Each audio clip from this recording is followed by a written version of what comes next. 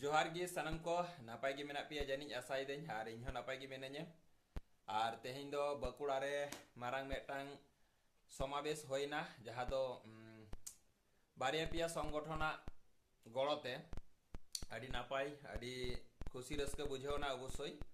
और सनाम कोगे नौका लेका गी जदि चारिदिके आबो जदि बन गार्जा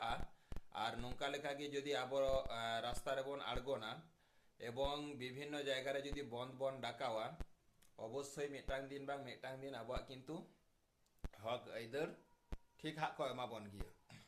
तबे नोआ जायगा रे मिटांग गिन लैया सानाम कोगी जहाँ ठेन आबो सान्ताड़ा लगित बन लड़ाई करा ओने दो जनो शुधु सान्ताड़ गिबन लई लिखान दो भागेआ कारण आदिवासी बन लई लिखान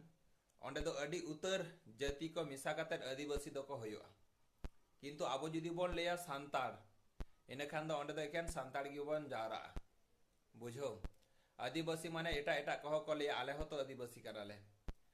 बुझ दाड़े कना पे चेक लई केदा हैं जुदी बड़ी किछु लई का खान कथा गी रगी आपे इन दाला पे रगी और भाले किछु खान दो अवश्य वीडियो काटी शेयर ताबन पे चलो।